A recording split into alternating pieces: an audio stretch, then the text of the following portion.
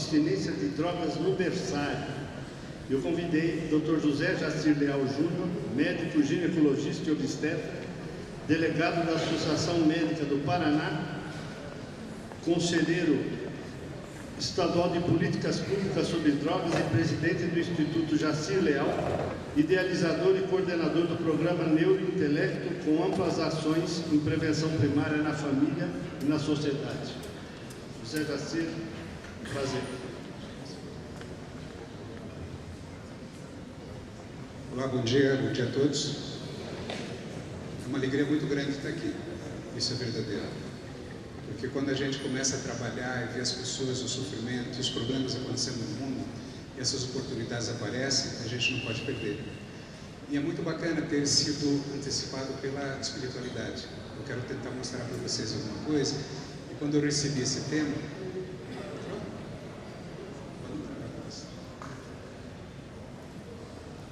eu sou obstetra há 32 anos, e há 32 anos eu vejo pessoas nascerem. Eu nunca vi nascer um bandido.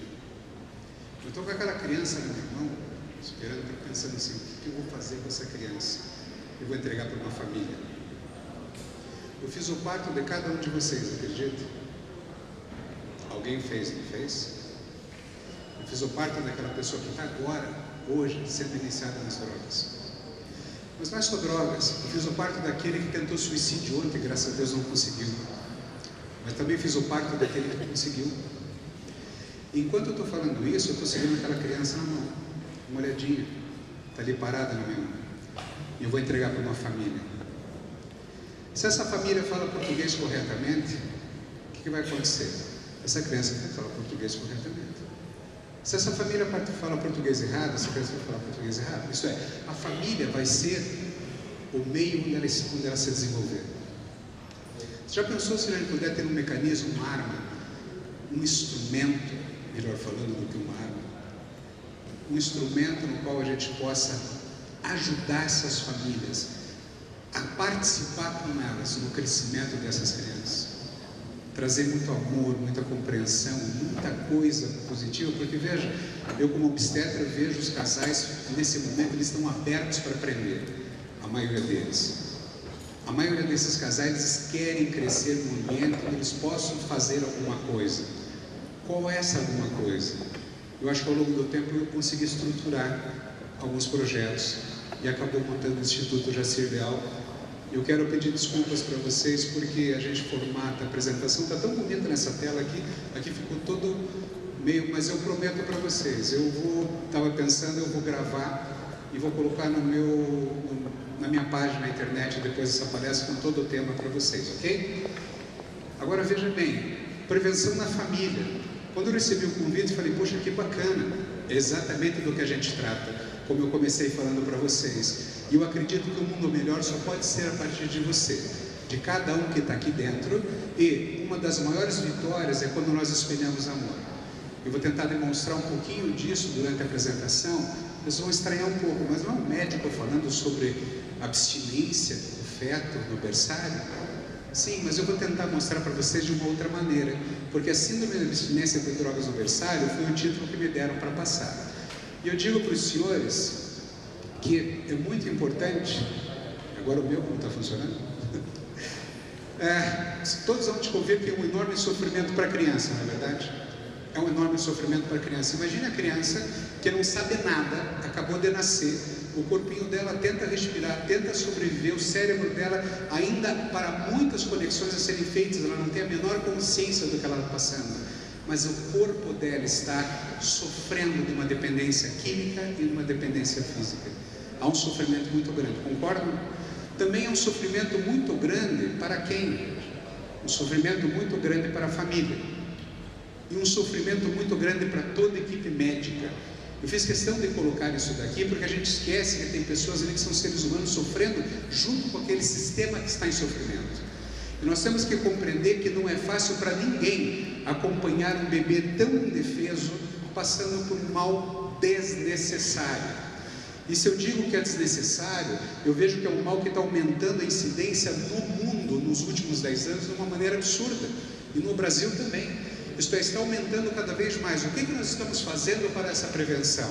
Então, nós vamos falar para que o sofrimento é para a sociedade e o sofrimento também para Deus. Nós precisamos fazer alguma coisa. E esse alguma coisa do desnecessário, eu digo que prevenção é algo que acontece mesmo antes do nascimento da mãe. Tranquilos que até o final vocês vão compreender por que eu coloquei dessa maneira. Prevenção é alguma coisa que acontece antes do nascimento da mãe. Aquela criança que eu estou segurando no berçário, que eu acabei de fazer ela nascer, é uma menina. Ela será mãe um dia. A minha ação preventiva é ali. E eu posso realmente fazer alguma coisa nessa prevenção. Então, se eu for pensar naquela mulher grávida que está no meu consultório, eu falo que um ótimo suporte à mãe já vai minimizar os efeitos lá na frente daquela criança que vai chegar no berçário. Mas para eu poder ajudá-la, eu preciso compreender alguns aspectos. Eu sou obstetra e eu preciso ser adulto. Desculpe, eu não estou sendo grosseiro. Eu quero tentar mostrar para vocês que quando eu digo que eu sou obstetra, eu preciso ser adulto, eu preciso que isso funcione. Eu preciso pensar antes. Pensar antes é uma capacidade mental. Nós temos nosso lobo frontal capaz de fazer planejamento estratégico e visão do futuro. Só que nós vivemos num mundo tão acelerado, desculpe, médicos, enfermeiros, pessoas da saúde de qualquer área, nós também estamos sofrendo no mundo acelerado. Nós também nos divorciamos, nós também sofremos, nós também usamos drogas, muitos médicos usam drogas, quer dizer, o sistema inteiro está quebrado. Nós precisamos atentar para isso de uma forma muito séria. Então, é um problema subestimado pelos obstetras, uma grávida usando drogas. É subestimado por alguns motivos. Primeiro, a história, a anamnese é falha, isto é, não pergunta e ainda julga. Isto é, o médico sequer pergunta no pré-natal se a mulher usa drogas. Às vezes ele fica constrangido, ele não foi preparado para aquilo, e muitos ainda julgam.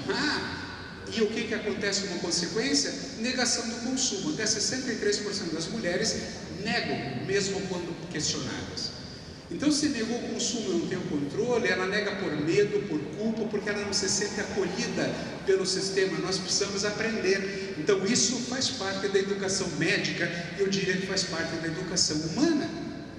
Agora, veja bem, essa educação humana requer respeito e requer empatia. Mas respeito e empatia é uma coisa que a gente ouve muito, não é? Tem alguma coisa a mais. Porque eu posso respeitar alguém e ter empatia, isto é, olhar pelo outro, também pensar pelo outro. Eu tenho que ter compaixão. Eu tenho que trabalhar com paixão. Eu tenho que colocar esse a mais nesse atendimento para cada pessoa que está na minha frente da minha vida, quer seja um paciente, quer seja um mendigo na rua. Então eu preciso entender isso como funciona, porque eu posso então, não perguntei, negou o uso, tá, então vamos dosar, como foi muito bem apresentado aqui. Tudo bem uma aplicação com dosagem numa empresa, num sistema, numa prioridade, perfeito. Porém, isso fica inviável, por causa principalmente do custo, é um grande problema, e acredite, não é só no Brasil, é no mundo inteiro. O custo, a quantidade de equipamentos, os tipos de equipamentos e também as drogas são diferentes, quer dizer, dosar o que em quem para quê. Isso gera complicações e dificuldades, e aí a criança ainda está ali, e aí, eu com isso, eu estou precisando de ajuda, eu preciso de alguma coisa. E essas dificuldades são polidrogas, quer dizer, a pessoa não é viciada em um padrão de droga, um tipo de droga, ela usa muitas, qual quantidade ela usa, o tempo de uso, isto é, durante a gravidez, foi o início anterior, foi em qual momento. Então fica muito difícil avaliar, é muito complexo sim, então eu preciso entender que essa avaliação que é difícil, não impede a minha atenção. Então eu vou perceber nos trabalhos que eu estudei, voltava a separar. Veja pessoas que vêm com baixo nível socioeconômico, áreas de violência endêmica.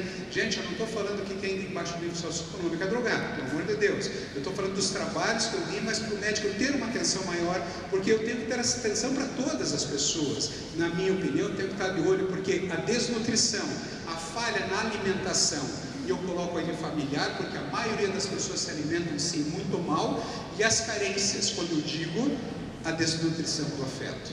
Está sendo falado muito em amor aqui, está sendo falado muito nessa convivência, na família e nessa qualidade do relacionamento. Então esse que o médico tem que estar atento, porque nós estamos sim com os nossos filhos absolutamente em riscos, independente do local, da cidade, o mundo inteiro está assim. porque nós estamos cada vez mais num mundo acelerado. Muitos trabalhos científicos mostram e comprovam que nós nunca estivemos num mundo tão seguro. Esqueceram as guerras mundiais do século passado? Quer dizer, hoje você tem um problema, até um infarto que você tem, a chance de você sobreviver a ele é muito grande. Quer dizer, muita coisa evoluiu, o sanitarismo evoluiu, não em todos os lugares, mas em termos mundiais, mesmo em termos do Brasil, houve uma evolução importante, mas nós nunca estivemos tão mal afetivamente. Nós nunca estivemos com tanta dor, e por isso que a droga está avançando no mundo cada vez mais. Muito bem, o obstetra, no pré-natal, o paciente está comigo fazendo pré-natal, eu vou fazer um diagnóstico retroativo, isto é, aparece uma paciente que a criança está com déficit de crescimento, não está crescendo. A criança, a mulher entra em trabalho de parto prematuro, ou porventura aparece uma malformação. Mas vejam, isso é complicado, a malformação é dose dependente e é um problema multifatorial. Como é que eu posso saber isso? Eu preciso estar ativamente em cima, porque poucos são os estudos no mundo inteiro, e mesmo os estudos científicos têm um difícil desenho. Como é que você vai desenhar qual droga, tempo de uso, quer dizer, como é que você vai fazer a abordagem da população, como é que você vai fazer um grupo controle? Então são poucos os estudos baseados nisso, fora o não interesse de uma indústria farmacêutica por medicamentos. Quer dizer, então o dinheiro voltado para essa aplicabilidade realmente é muito baixo. Então gera-se uma confusão multifatorial, mas nada justifica a desatenção do médico, isto é, eu na frente daquela paciente que entrou naquele consultório naquele momento. Independente de quem for, eu tenho que estar atento. Por quê? Para voltar, eu estou tentando evitar que isso venha acontecer no berçário, como eu vou mostrar agora. Mas qual é a realidade que chega ao berçário? Nas primeiras horas, é o pediatra, o neonatologista, que recebe uma criança de baixo peso, ela recebe uma criança que vai medir a circunferência craniana um pouco menor, enfim, dificuldade da amamentação, vômito, febre e infecções das vias aéreas, dificuldade de sono, irritabilidade, choro excessivo. Veja, a maioria desses sintomas pode ser de várias coisas, não necessariamente de drogas. Bem, a criança chorando excessivamente, talvez comece a desconfiar, principalmente reflexos hiperativos, tremores, até convulsão, hipertonia muscular. Sim, você vai desconfiar, mesmo não informações, mas por enquanto é apenas desconfiar. Você não tem nada, um dado preciso que indique é isso e é por drogas. E também, mais tarde, depois da segunda, terceira semana, o baixo ganho de peso, mesmo após você tentar recuperar o peso. Você começa a ter dificuldade e redução das habilidades motoras e sociais, morte súbita 3 vezes superior à morte súbita, como acontece naturalmente, menor desenvolvimento global, comprometimento intelectual, déficit de atenção cada vez mais na vida e às vezes até terogenicidade pode aparecer depois. Eu não vim falar sobre isso aqui, gente, porque até como eu mostrei não tem nada específico. Eu quero falar sobre coisas mais importantes. À medida que eu fui lendo e estudando, quanto mais fui estudando o assunto, o Pocotó veio me ajudar. É Pocotó que chama? Pocoyó. A minha mulher disse que sou eu, mas tudo bem. Era e minha filha aceita que sou eu, mas tudo certo. Mas o Pocoyó estava olhando para o nome, e o Pocoyó começou a invocar com o nome, e ele começou a achar que o nome de síndrome de abstinência de drogas no berçário não estava muito adequado. E nos trabalhos que eu vi também mostravam que deveria ser chamado síndrome de privação neonatal. Por quê? Porque privação, eu sou privado de, a criança é privada de, isto é mais adequado porque o feto não tem intenção. O feto não se abstém de usar drogas. Parece um preciosismo que eu estou falando aqui, mas não, eu sou privado. Entendo que quando você é privado na vida, você sente alguma coisa. E você sente alguma coisa importante, como eu vou passar. E nessa definição do trabalho do New England, que eu peguei agora de 2016, ele mostrava que é um quadro clínico de neonatos que foram expostos a diversas substâncias consumidas pela mãe durante a gestação e se tornaram fisicamente dependentes devido à interrupção ao nascer. Quando eu li essa definição, eu fui avaliar e vi, peraí, quadro clínico. Quadro clínico já está dito que não tem nada específico, concordam? Quer dizer, fica uma coisa meio aérea. Aí eu coloquei ali diversas substâncias, muito bem, diferentes, mas veja bem, benzodiazepínicos, barbitúricos, anfetaminas, o álcool, antidepressivos, opioides, faltou aqui maconha e heroína, no momento eu não tinha, eu não coloquei, maconha e tabaco, né? Mas enfim, o que eu quero chamar a atenção, que nós somos, as pessoas são, e nós utilizamos o termo de dependente químico. Há uma dependência de uma química. Por que está escrito dependência física?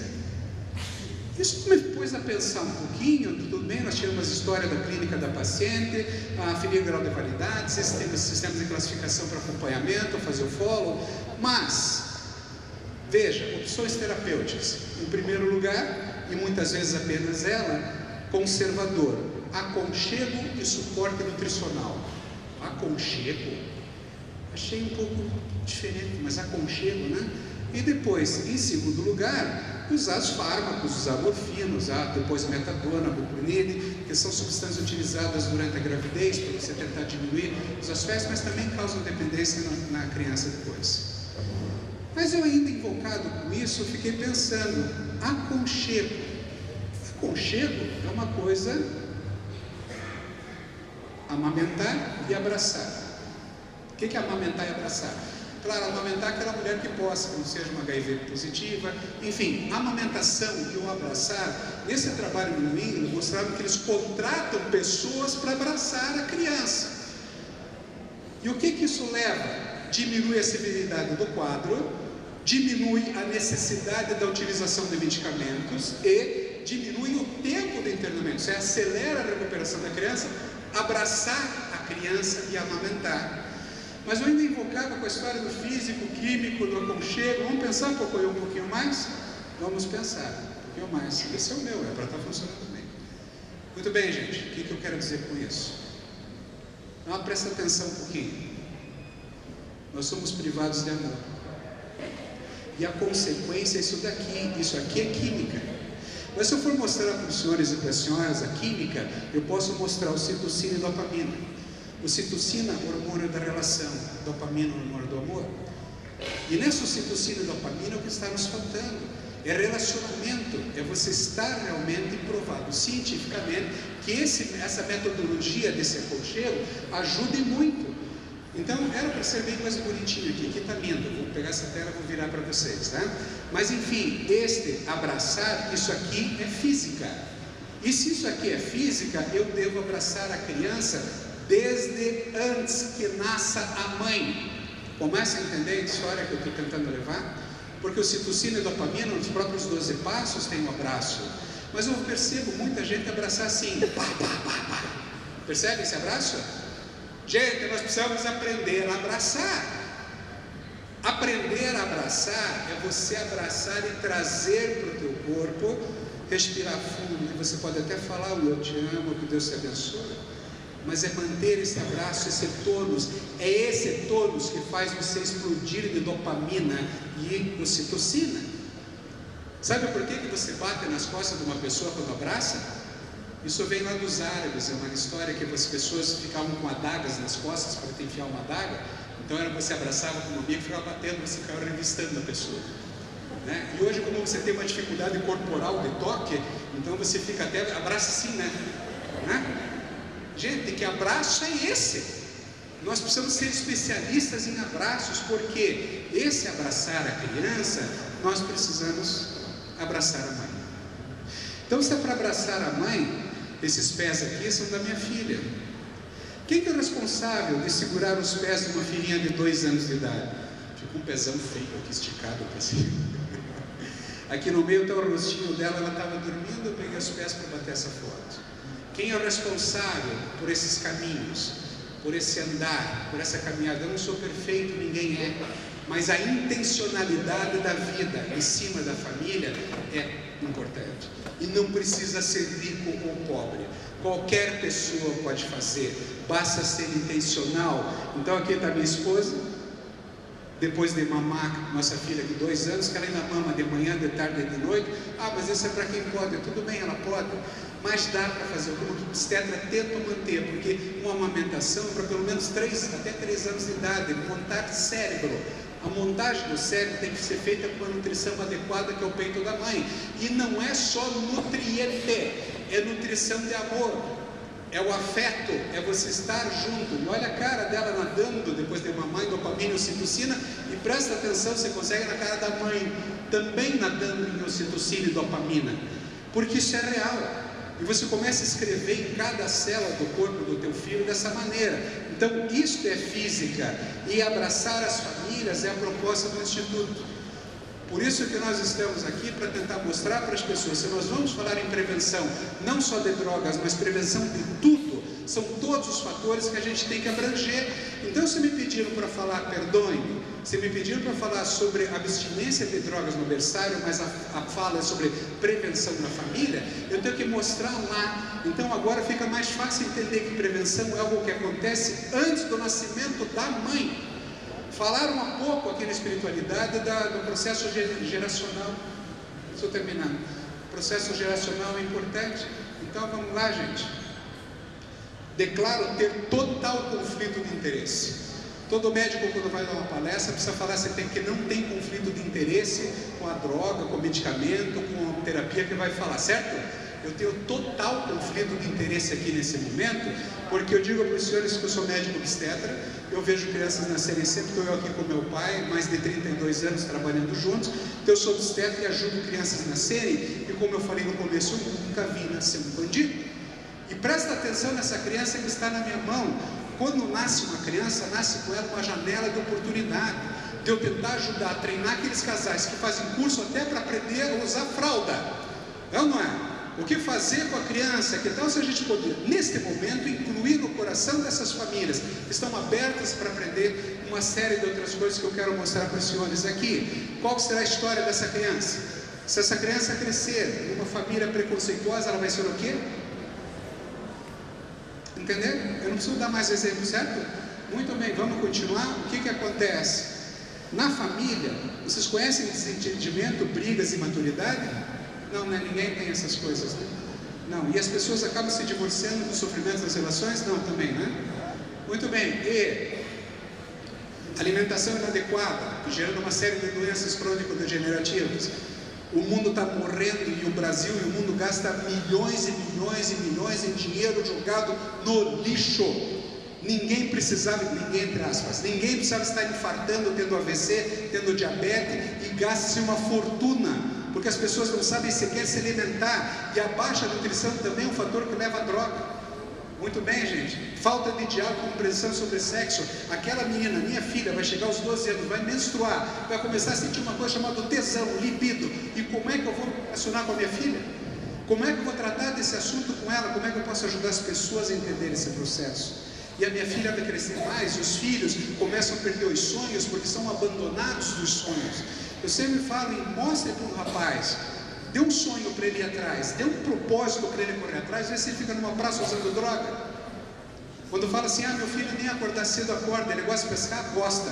Fala para os amigos convidarem para pescar, ele 4 horas da manhã está acordado e de pé. Está faltando um propósito, está faltando uma direção, está faltando mostrar o que fazer.